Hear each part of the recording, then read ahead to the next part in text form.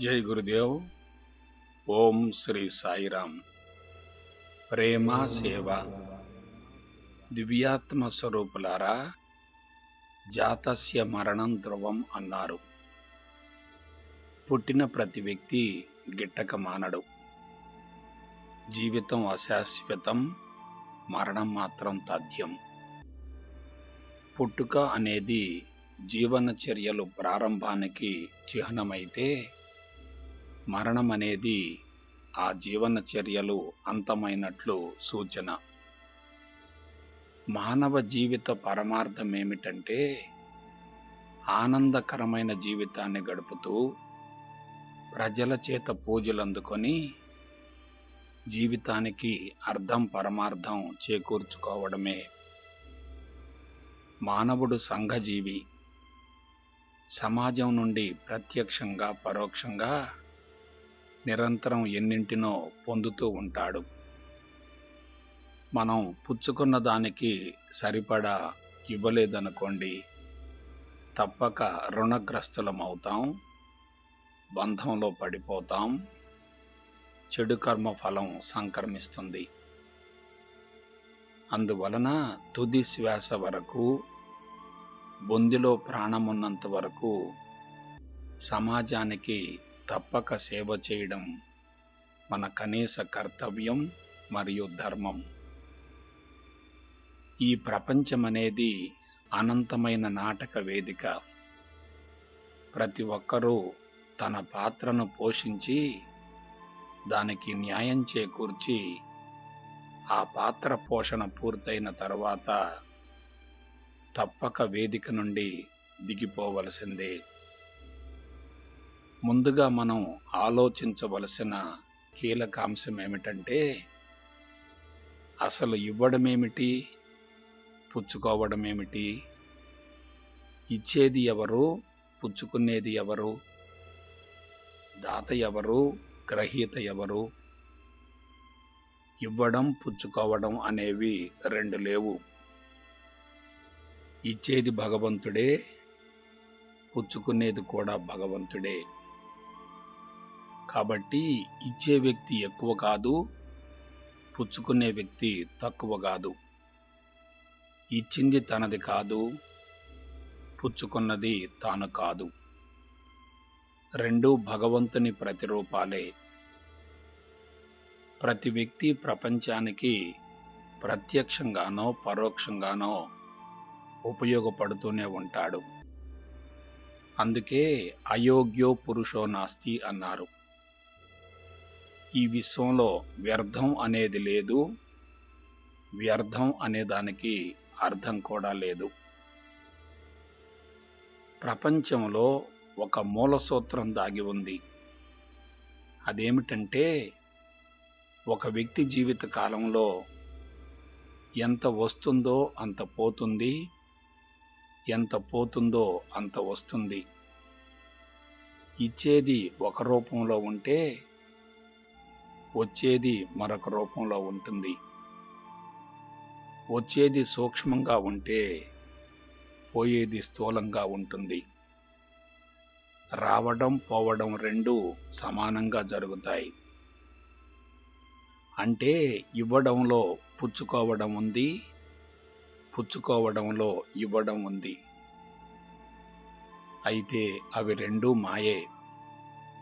ఈ ప్రపంచంలో మనదంటూ ఏమీ లేదు, మనకంటూ ఎవ్వరూ లేరు, ఎవ్వరూ యజమానులు కారు. అందరూ ధర్మకర్తలే, సంరక్షకులే. వస్తూ ఒట్టి చేతులే, పోతూ కూడా ఒట్టి చేతులే. ఏదో లేదు అని బాధపడకూడదు, ఏదో ఉంది అని గర్వపడకూడదు. ముందుగా మానవ జీవిత పరమార్థమేమిటంటే, జీవితానికి సంబంధించి పూర్తి అవగాహన ఉండాలి. సమాజాన్ని, ప్రపంచాన్ని, ప్రకృతిని, విశ్వాన్ని గురించి కూడా స్పష్టత ఏర్పరచుకోవాలి. లౌక్యం, భౌతికవాదం, ఆధ్యాత్మికతలను గురించి క్షుణ్ణంగా అధ్యయనం చేయగలగాలి. ఓం పూర్ణమదః పూర్ణమిదం పూర్ణాత్ పూర్ణముదచ్యతే పూర్ణస్య పూర్ణమాదాయ పూర్ణమేవావశిష్యతే అన్నారు. విశ్వమంతా పూర్ణమే. అదంతా అణువులు పరమాణువుల మయం. వీనికన్నింటికీ ఆధారం ప్రాణశక్తి. ఆ ప్రాణశక్తికి ఆధారం శుద్ధ చైతన్యమే. అంటే కంటికి కనిపించే భిన్నత్వం, స్థూలత్వం, రూపనామాల వెనుక ఏకత్వం దాగి ఉంది.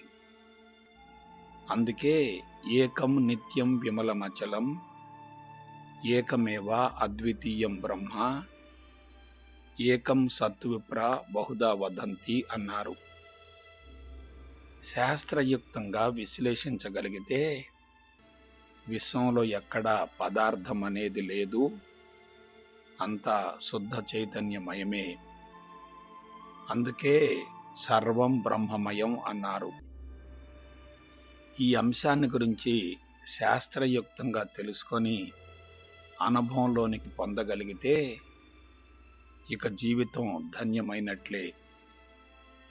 ఉపనిషత్తుల సారమంతా ఈ ఒక్క అంశం మీదనే కొనసాగింది.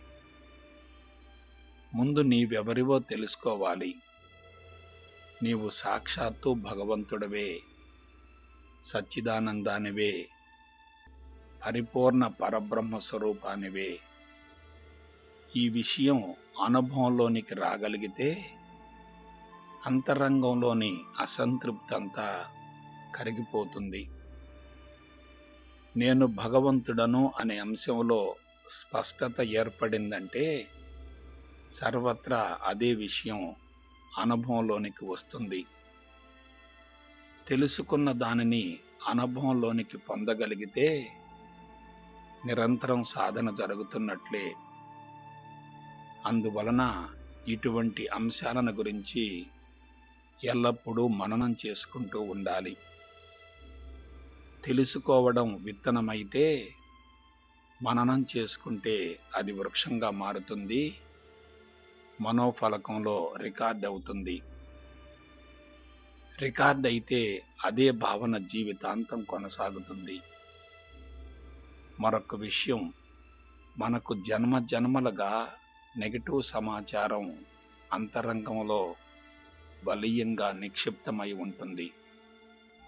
కాబట్టి దానిని కరిగించుకోవాలంటే పరిపూర్ణ అద్వైత బ్రహ్మజ్ఞానంతో కూడిన పాజిటివ్ను సృష్టించుకోవలసిందే. చీకటి తొలగిపోవాలంటే తప్పక వెలుగు అవసరం. చీకటితో ఎంతకాలం యుద్ధం చేసినా ఎటువంటి ఫలితం ఉండదు. అందున పరిమిత జ్ఞానమైతే అది తిరిగి నెగటివ్కు దారితీస్తుంది. పరిపూర్ణ జ్ఞానమైతే నెగటివ్ అంతా సమూలంగా పెకలించబడుతుంది. అంతరంగం ఖాళీ అయితే అంతటా ఏకత్వమే గోచరిస్తుంది. అప్పుడిక ప్రత్యేకంగా సాధన యొక్క అవసరమేముంటుంది? భారతదేశంలో ఆధ్యాత్మిక గనులు పుష్కలంగా ఉన్నప్పటికీ, ఉపనిషత్తుల సారం స్వచ్ఛమైనదే అయినప్పటికీ కాలగమనంలో అదంతా వక్రీకరించబడింది. అందువలన ప్రస్తుతం ఎక్కువ మంది పరిమితమైన జ్ఞానంతో జీవిస్తూ తీవ్ర అసంతృప్తికి గురవుతున్నారు. పరిపూర్ణ జ్ఞానాన్ని శాస్త్రయుక్తంగా అవగాహన చేసుకోగలిగితే ఎవరైనా సమస్యల విషవలయం నుండి సునాయాసంగా బయటపడగలుగుతారు. వాస్తవానికి ఏకత్వమే సత్యం, భిన్నత్వమే మాయ. విశ్వమంతా శుద్ధ చైతన్యమయం. ఘన ద్రవ వాయువులు, జీవ నిర్జీవులు, పంచభూతాలు సైతం దాని నుండి ఆవిర్భవించినవే. రెండు గాని రెండవది గాని లేవు. అన్నింటి యొక్క అంతిమ స్థితి బ్రహ్మమే. ఈ విషయంలో ఎటువంటి అపోహలకు, అనుమానాలకు, సందేహాలకు తావుండకూడదు. రూపనామాలు భిన్నత్వం అనేవి ప్రకృతి సహజం. సంకల్పాలకు అనుగుణంగా వ్యష్టి మేధస్సు ద్వారా ఏర్పడతాయి. అటువంటి సంకల్పాలు కరిగిపోతేనే ఏర్పడిన వస్తువులు, రూపాలు విశ్వంలో కలిసిపోయి శుద్ధ చైతన్యంగా మారతాయి. ఇదంతా ఒక వలయం మాదిరిగా నిరంతరం జరుగుతూ ఉంటుంది. పాత సంకల్పాలు కరిగిపోతూ నూతన సంకల్పాలు ఏర్పడుతూ ఉంటాయి. ఇది విశ్వంలో నిరంతరం జరిగే పరిణామం. యాదృశ్చికంగా, సునాయాసంగా జరిగిపోతూనే ఉంటుంది.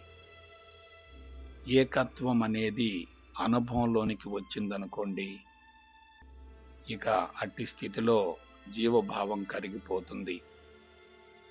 వ్యక్తుల మధ్య, వస్తువుల మధ్య ఎటువంటి వ్యత్యాసం లేదనుకోండి, ఇక అక్కడ రూపనామాలకు అవకాశమే ఉండదు గదా. ఎక్కువ, తక్కువ, ప్రాముఖ్యత, ప్రాధాన్యత, బాగుంది, బాగాలేదు, సరిగా ఉంది, సరిగా లేదు, పాజిటివ్ నెగిటివ్లకు అవకాశమే ఉండదు. అంతా ఏకత్వమే గోచరిస్తే ఇక సరిచేయవలసింది, మార్చవలసింది, పెంచవలసింది, తగ్గించవలసింది ఏమీ ఉండదు కదా. రాగద్వేషాలకు, కామక్రోధాలకు, మంచి చెడులకు అవకాశమే ఉండదు. అటువంటి స్థితిలో ఇక మనసు అనేది ఉండదు, జీవభావానికి అవకాశమే లేదు. దీనినే సత్య దర్శనం అంటారు. అంటే అక్కడి వాస్తవ పరిస్థితిని శాస్త్రయుక్తంగా అవగాహన చేసుకోగలిగితే ఇక మాయకు అవకాశమే ఉండదు. విషయ పరిజ్ఞానం శాస్త్రయుక్తంగా ఉంటే అనుమానాలకు, అపోహలకు అవకాశం లేకపోతే స్థిరత్వం ఏర్పడుతుంది.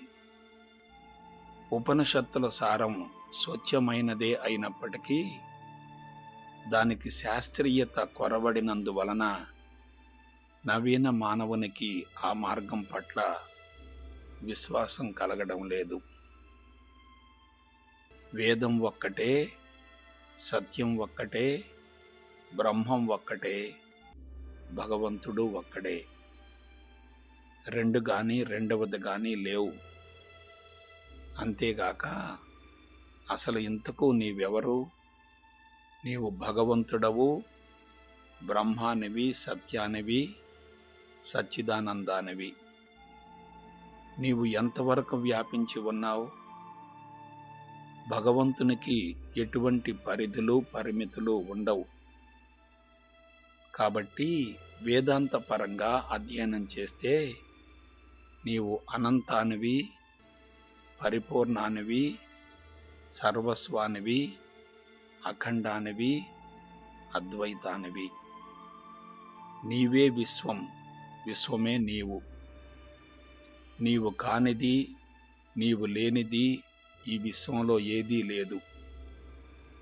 నీకు ఆది అంతాలు, పుట్టుక మరణాలు కూడా లేవు.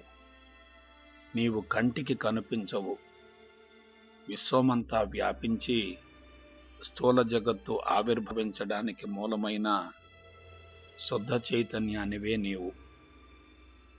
విశ్వమందలి ప్రతి కదలిక, చర్య, మార్పులు, చేర్పులు, సృష్టి, స్థితి, లయలు, త్రిగుణాలు, అవస్థలు సైతం నీవే. నీవు కానిది, నీవు లేనిది, నీకు భిన్నమైనది, అతీతమైనది, వేరైనది ఈ విశ్వంలో ఏమీ లేదు. విశ్వమంతా నీకు ప్రతిబింబమే. నీవే అది, అదే నీవు. నీవు అన్నింటి యందున్నావు. కాదు, అన్నీ నీవే, అందరూ నీవే, అంతటా నీవే. నీవు లేని ప్రదేశం, వస్తువు, ఆకారం లేవు. అవన్నీ నీలో అంతర్భాగమే. నీ నుండి అవి వేరు కావు, వాని నుండి నీవు వేరు కాదు. నీవు ఒక స్థితివే తప్ప చైతన్యం కాదు. అటువంటప్పుడు నీవు విశ్వానికి యజమానివి, అధినేతవు, తల్లివి, తండ్రివి. విశ్వపు బాధ్యతను స్వీకరించే అనంత స్థితివి. అందువలన నీవు విశ్వప్రేమతో జీవించగలగాలి. విశ్వాన్ని వేరు చెయ్యడం, విభజించడం, తొలగించడం, మార్చడం, సరిచేయడం వంటి భావనలన్నీ అజ్ఞానమే, అవివేకమే, అపరిపక్వమే. అందువలన ఎటువంటి షరతులు లేకుండా విశ్వమంతటినీ ప్రేమించగలిగితే నీ శక్తి అనంతంగా విస్తరిస్తుంది. ఒక దానిని ప్రేమించడం, మరొక దానిని తిరస్కరించడంలోనే రాగద్వేషాలుంటాయి. విశ్వప్రేమకు పరిధులు, పరిమితులు, హద్దులు ఉండవు. పరిమితమైన ప్రేమ శక్తిని కూడా పరిమితం చేస్తుంది. అనంతమైన ప్రేమ శక్తిని విస్తరింపజేస్తుంది. అహంకారంతో, పరిమిత తత్వంతో ఉండి కొన్నింటిని కావాలనుకొని మరికొన్నింటిని వద్దు అనుకోవడంలోనే అజ్ఞానం దాగి ఉంది. వ్యక్తి ప్రేమకు, విశ్వప్రేమకు ఎంతో వ్యత్యాసం ఉంటుంది. వ్యక్తి ప్రేమ శరీర స్థాయిలో భౌతిక పరంగా ఆకర్షణలతో కూడి ఉంటుంది. అది అనురాగమే తప్ప ప్రేమ మాత్రం కాదు. తాత్కాలికమైన అనుభూతిని కలగజేస్తుంది. ప్రేమ అనేది ఒక వ్యక్తికి, కుటుంబానికి, కులానికి, మతానికి, జాతికి సంబంధించినదైతే అది పక్షపాతమే అవుతుంది. అది వ్యక్తితోనే అంతరించిపోతుంది. ఆశించి ప్రేమించడం అవుతుంది. ఆకర్షణ తగ్గితే ప్రేమ కూడా కరిగిపోతుంది. తనకు అవసరమైంది ఆ వ్యక్తిలో లేకపోతే విముఖత, వ్యతిరేకత ఏర్పడతాయి. అటువంటి ప్రేమలో అంతర్గతంగా ద్వేషం కూడా దాగి ఉంటుంది. ప్రేమ కరిగిపోయే కొలది వ్యతిరేకత బహిర్గతమవుతుంది. ప్రస్తుతం సమాజంలో కనిపించే ప్రేమంతా కృత్రిమమైనది. ఆధ్యాత్మిక ప్రేమకు, శారీరక ప్రేమకు ఎంతో వ్యత్యాసం ఉంటుంది. ఆధ్యాత్మిక ప్రేమ వ్యక్తికి సంబంధించి ఉండదు. వ్యక్తులను వదిలివేయగలిగితేనే విశ్వప్రేమ ఉదయిస్తుంది. వాస్తవానికి ప్రేమ అనేది వ్యక్తీకరించేది, వెల్లడించేది, బహిర్గతం చేసేది కాదు. అది అంతరంగమందు అనుభవించేది. ఆనందం అనేది మన సహజ స్థితి. అది ప్రేమ ద్వారానే వ్యక్తీకరించబడుతుంది. ప్రేమ, ఆనందం రెండూ అతి సన్నిహితమైన అంశాలు. ఆనందం నుండి ప్రేమ, ప్రేమ నుండి ఆనందం వెల్లడించబడతాయి. అవి రెండూ అన్యోన్యాశ్రయాలు. విడదీయబడే అవకాశమే లేదు. రెండూ ఆత్మతో సంసర్గం చెంది ఉంటాయి. నిస్వార్థ సేవే జీవిత పరమార్థం. నీవు విశ్వమంతటా, అన్నిటా, అందరియందున్నప్పుడు విశ్వంలో ఎక్కడ, ఏ మూల, ఎటువంటి అపశృతి జరిగినా అది నీకు జరిగినట్లే. ప్రత్యేకించి మానవ జాతిని గమనిస్తే అందరి ఆనందమే నీ ఆనందం, అందరి ఆరోగ్యమే నీ ఆరోగ్యం, అందరి ప్రశాంతతే నీ ప్రశాంతత. అందువలన విశ్వానికి బాధ్యత వహించడమే నీ కనీస ధర్మం. ముందుగా నీ స్థితిని మార్చుకొని ఆ తరువాత ప్రపంచానికి నీ వంతు విశిష్టమైన సేవలను అందించగలగాలి. వాస్తవానికి నీ స్థితి మారితే ప్రపంచం కూడా మారుతుంది కదా. ఈ ప్రపంచానికి నీవు ఇవ్వవలసిన అత్యుత్తమమైన కానుక నిన్ను నీవు సంస్కరించుకోవడమే, పరిపూర్ణత్వాన్ని పొందడమే. నీవు మారితే ప్రపంచం కూడా మారుతుంది. అందున పరిపూర్ణ అద్వైత బ్రహ్మజ్ఞానం పొందిన వ్యక్తికి అంతటా దివ్యత్వమే గోచరిస్తుంది. నీ ఉనికి ప్రపంచానికి వరమవుతుంది. అదే నిరంతర సేవ అవుతుంది. భౌతికపరమైన, మాటపరమైన, మానసికమైన సేవల కన్నా ఆత్మసేవే అత్యుత్తమమైనది. అయితే పరిపూర్ణత్వం సిద్ధించిన తరువాత నీవు పొందిన అనుభూతిని, అనుభవాన్ని, ఆనందాన్ని సమాజంలోని అన్ని వర్గాల వారికి అందించాలనే భావనతో సమాజంలోనికి ప్రవేశించి విశిష్టమైన ఆధ్యాత్మిక సేవలను అందించడమే నీ ప్రథమ కర్తవ్యం. పరిపూర్ణత్వం సిద్ధించకుండా సమాజంలోనికి ప్రవేశించడం నేరమైతే, పరిపూర్ణత్వం సిద్ధించిన తర్వాత ప్రపంచ బాధ్యతను స్వీకరించలేకపోవడం కూడా పెద్ద నేరమవుతుంది. వాస్తవానికి ఎవరైనా ప్రపంచంలోనికి ప్రవేశించడానికి సుముఖంగా లేరంటే బహుశా వారికి పరిపూర్ణత్వం సిద్ధించలేదేమో. పరిపూర్ణత్వం సిద్ధించిన వ్యక్తి తాను చేస్తున్న సేవలకు ఎటువంటి ప్రతిఫలాన్ని ఆశించడు. ప్రతిఫలాన్ని ఆశించడం జరుగుతుందంటే పరిపూర్ణత్వం సిద్ధించినట్లే. ప్రస్తుతం ప్రపంచవ్యాప్తంగా అతి భయంకర పరిస్థితులు నెలకొని ఉండడానికి మూల కారణం పరిపూర్ణ జ్ఞానం అన్ని వర్గాలకు అందకపోవడమే. ఋషులు మనకు అందించిన ఉపనిషత్తుల సారం అట్టడుగు వర్గాలకు అంది ఉంటే మన దేశం ఈ పాటికి ప్రపంచమంతటిని అధిగమించి ఉండేదే. సేవ అనేది కేవలం బోధన ద్వారానే కాకుండా వాసనా బీజాల రూపంలో కూడా ప్రపంచంలోనికి విడుదల గావించగలిగితే వాని కొరకు వేచి ఉండే వారిని అవి చేరతాయి. ఒక వ్యక్తి మేధస్సు నుండి విడుదలైన ప్రతి ఆలోచన విశ్వంలో నిరంతరం పరిభ్రమిస్తూ ఉంటుంది. ఎవరైతే వాని కొరకు ఎదురు చూస్తూ ఉంటారో వారిని అవి చేరుతూ ఉంటాయి. నెగటివ్ ఆలోచనలు త్వరగా కరిగిపోతాయి. పాజిటివ్ ఆలోచనలు వందల సంవత్సరాల వరకు కొనసాగి అన్ని నెగటివ్ ఆలోచనలను హరించి వేస్తాయి.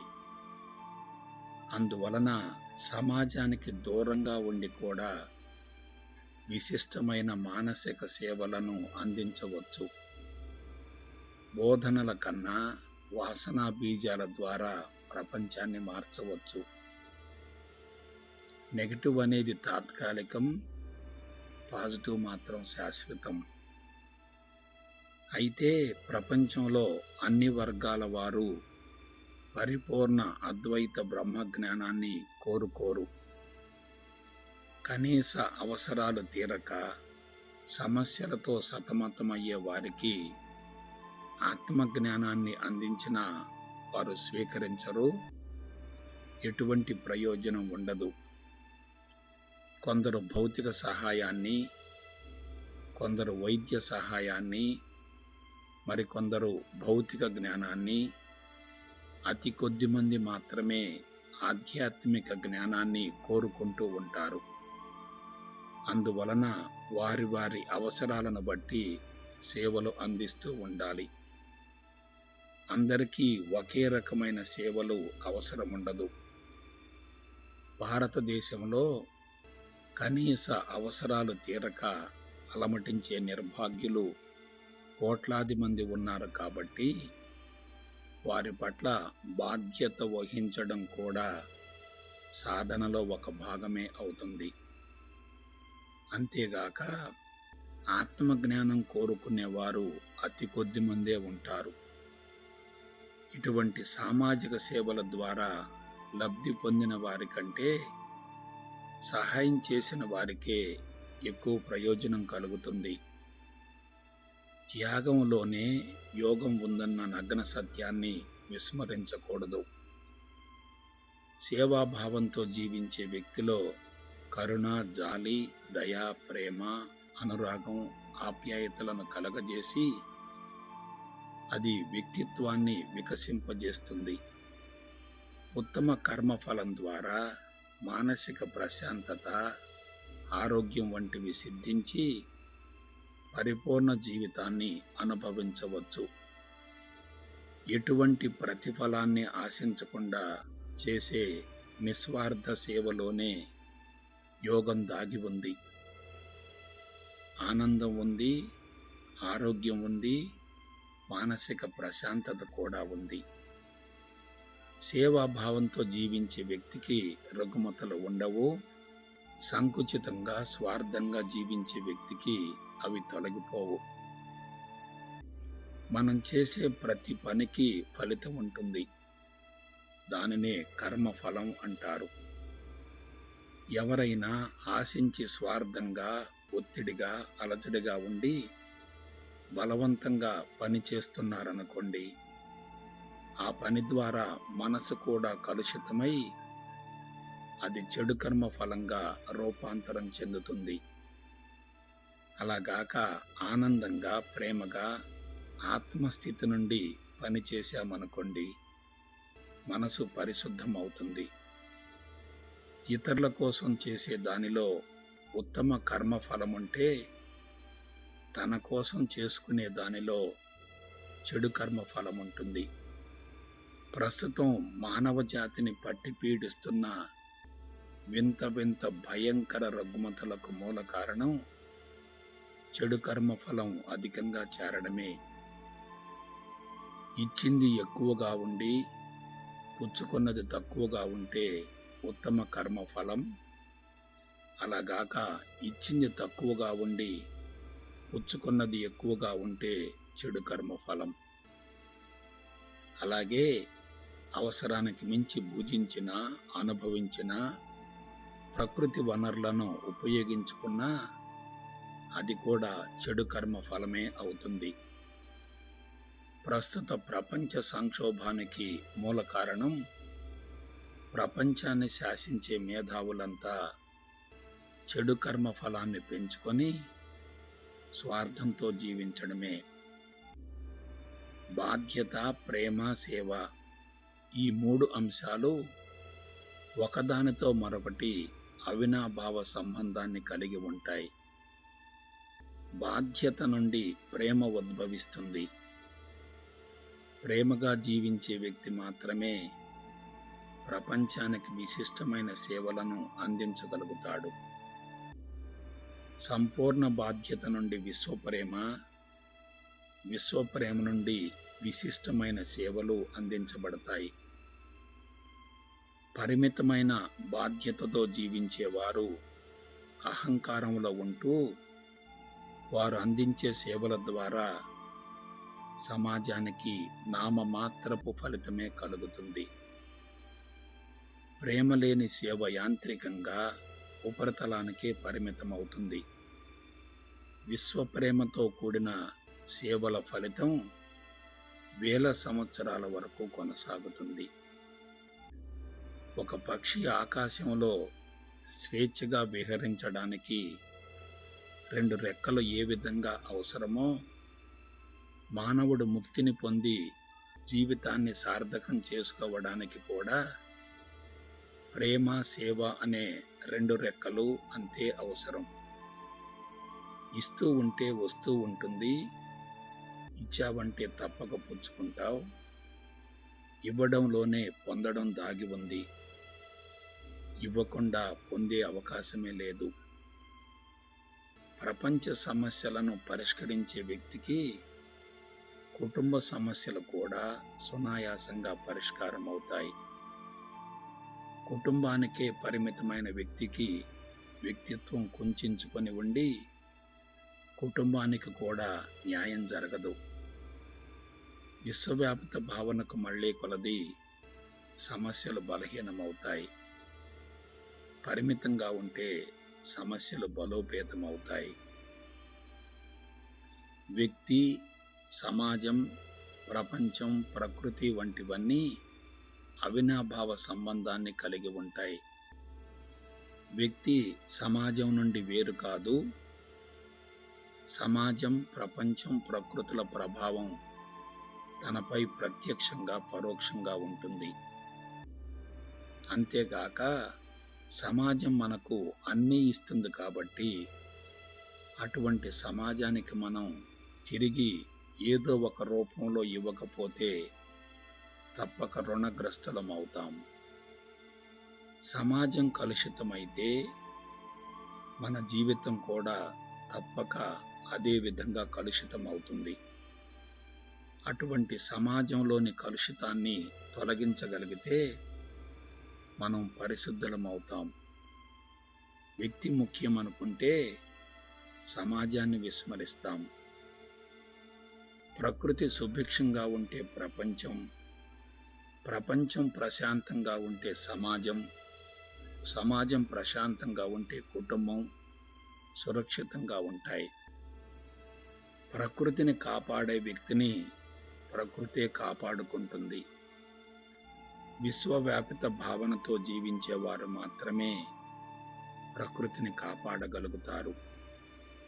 తమో రజోగుణాలు ఎక్కువగా ఉండి శారీరక, ఇంద్రియ, మానసిక, బుద్ధి మట్టాల పరిధుల్లో జీవించేవారు తప్పక ప్రకృతిచే శిక్షించబడతారు. ఆది మానవుడు ప్రకృతికి అనుగుణంగా జీవించాడు. నవీన మానవుడు దానికి విరుద్ధంగా జీవిస్తున్నాడు. అందుకే శిక్షను అనుభవిస్తున్నాడు. మన కోసం చేసేది మనతోనే అంతరించిపోతుంది. పరుల కోసం చేసేది కలకాలం నిలుస్తుంది. మనిషి మరణించిన తర్వాత కూడా అతనిని గురించి ప్రపంచం పరితపిస్తుందంటే అతనికి భౌతిక మరణమే గాని మానసిక మరణం లేదని గమనించండి. వీరినే కారణ జన్ములు, జీవన్ముక్తులు, అవతార పురుషులు అంటారు. వీరి ప్రభావం కొన్ని వేల సంవత్సరాల వరకు కొనసాగుతుంది. అందున ఆధ్యాత్మిక సేవలు అందించిన వారు మరణం తర్వాత కూడా విస్తరిస్తారు. ఇతరుల కోసం జీవించేవారు కొన్ని లక్షల మందిని ప్రభావితం చేసి వారి మనసులలో చిరస్థాయిగా నిలిచిపోతారు. అయితే ఒక వ్యక్తికి ప్రతిరోజు అన్నం పెట్టడం వలననో లేక బట్టలు దానం చేయడం వలననో జీవనోపాధి నిమిత్తమై భౌతిక జ్ఞానాన్ని అందించడం వల్లనో అతని జీవితానికి సమూల శాశ్వత పరిష్కారం లభించదు. అతడు ఎవరి మీద ఆధారపడకుండా స్వతంత్రంగా జీవించే విధంగా అతనిని తీర్చిదిద్దగలగాలి. ఇతరుల మీద ఆధారపడడంలోనే బానిసత్వం దాగి ఉంది. తమ కాళ్ల మీద తాము నిలబడడంలోనే ముక్తి లేక మోక్షం ఉంది. కాబట్టి భౌతిక సంపదను అతిగా సమకూర్చి బానిసలను తయారు చేయడం అంటే సమాజానికి హాని చేసినట్లే. ప్రస్తుతం ప్రపంచవ్యాప్తంగా బానిసలే తయారవుతున్నారు, గమనించండి. భౌతికంగా విస్తరించాలి అని భావించే వ్యక్తి సమాజానికి సేవ చెయ్యడు, చెయ్యలేడు. గమ్యం, లక్ష్యం వంటి వానితో జీవించే వ్యక్తులకు భౌతిక ప్రపంచం పట్ల ఆకర్షణ ఉంటుంది. అలా కాక బలమైన దృక్పథంతో జీవించే వ్యక్తికి ఆదర్శ ప్రపంచ నిర్మాణ ధ్యేయమే జీవిత పరమార్థంగా కొనసాగుతుంది. ఆధ్యాత్మిక మార్గం ఎంతో మహోన్నతమైనదైనప్పటికీ అది ఆకస్మికంగా లభించేది కాదు. మానవత్వం అనే బీజంతో మొదలై విశ్వవ్యాపిత భావనతో అంతం కావాలి. అటువంటి మానవత్వానికి బలమైన పునాది సేవే. హృదయమట్టం వికసించే వారిలో మానవత్వం వెల్లివిరుస్తుంది. సేవకు ప్రేరణ కలుగుతుంది. పరిపూర్ణత్వం కోసం సేవ చేయాలి. పరిపూర్ణత్వం నుండి సేవ చేయాలి. పరిపూర్ణత్వం సిద్ధించాలనుకునే వారికి నిస్వార్థ సేవ ఆలంబనమైతే, పరిపూర్ణత్వం సిద్ధించిన వారికి జీవితమే సేవ అవుతుంది. పరిపూర్ణత్వం సిద్ధించిన సిద్ధపురుషుల ప్రతి ఆలోచన వేదమవుతుంది, ప్రతి మాట మంత్రమవుతుంది, ప్రతి పని యజ్ఞమవుతుంది. పరిపూర్ణత్వం నుండి ఏమి చేసినా కర్మఫలం అంటదు. ఆ స్థితి నుండి విడుదలయ్యే ప్రతి ఆలోచన సేవగా రూపాంతరం చెందుతుంది. వీరు మౌనం ద్వారానే ప్రపంచానికి విశిష్టమైన సేవలను అందించగలుగుతారు. కాబట్టి ప్రేమ, సేవ అనే రెండు రెక్కలను ఆలంబనగా చేసుకొని సమాజాన్ని దేవాలయంగా, అందలి ప్రజలను దేవుళ్ళుగా భావిస్తూ సమర్పణ భావంతో జీవితాన్ని సార్థకం చేసుకోవాలని మనస, వాచ, కర్మణ కోరుకుంటూ సెలవు తీసుకుంటా. ఓకే. జై గురుదేవ్.